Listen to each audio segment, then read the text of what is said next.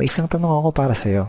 Paano kung sabihin ko sa'yo na ngayon ay meron ng isang legal na paraan para sa ating mga Pilipino kung saan magagawa mong kumita ng extra income gamit ang internet kahit nasa bahay ka lang? Interesado ka bang malaman kung paano to? Kung oo ang sagot mo, ituturo ko sa iyo ng maigi paano ka kikita ng extra income gamit ang internet tulad ko at ng mga kaibigan ko kahit nandyan ka lang sa bahay mo o kahit nasa internet shop ka lang. Bago ang lahat, may gusto muna akong ikwento sa iyo. Sigurado ngayon mo palang ito maririnig. 8 months ago, bandang alas 3:30 ng hapon, dalawang magkaibigan ang sabay na gumawa ng sarili nilang Facebook account. Ito ay sila Paul at si Eric. Bukod dito, madami pang pareho sa dalawang magkaibigan na to. Pareho sila ng eskwelahang pinanggalingan, pareho sila ng kurso natapos, pareho silang pamilyado na. Pareho silang empleyado na nagtatrabaho ng walang oras araw-araw, parehong nakikipagsiksikan sa MRT pagpapasok ng trabaho, parehong sumasahod kada kinsenas katapusan, parehong nagbabayad ng mga utang pagkasahod, at pareho din silang gustong makaahon sa hirap ng buhay. Pagkalipas ng ilang buwan, nagka-chat uli sa Facebook ang dalawang magkaibigan. Si Paul ganun pa din. Araw-araw pa din siyang stress sa pagtatrabaho ng walang oras araw-araw. Madalas pa siyang mag-overtime kaya wala na siyang oras sa pamilya niya. Balak niya na ding mag-abroad dahil kulang na kulang ang kinikita niya para sa kanyang pamilya. Nalulungkot man siyang umalis dahil ayaw niyang malayo sa pamilya niya pero wala siyang choice kung hindi magsakripisyo.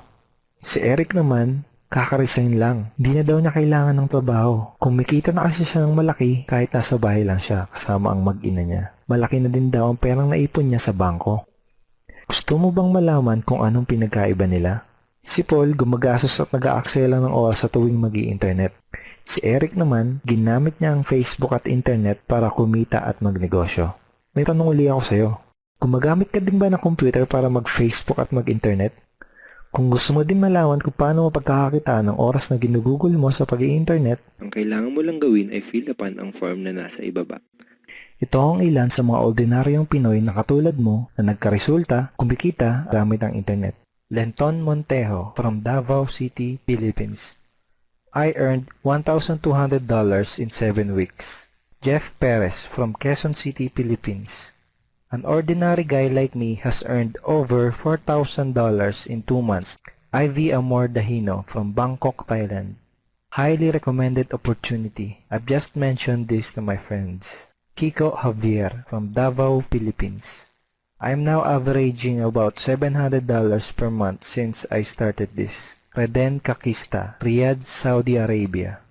I earned $6,460 using internet only. I'm here in the Middle East working and I'm even earning more than my salary here. Nakakatuwa, di ba? Noong una, naniwala lang sila at sumubok. Ang maganda, pwede ding mangyari sa iyo mga to. Kung gusto mo na ding matutunan kung paano o kikita gamit ang internet, ang kailangan mo lang gawin ay fill upan ang form na nasa ibaba. At ipapadala ko sa email mo ang video na magtuturo sa iyo kung paano ka kikita katulad namin. Go ahead and fill up the form below now.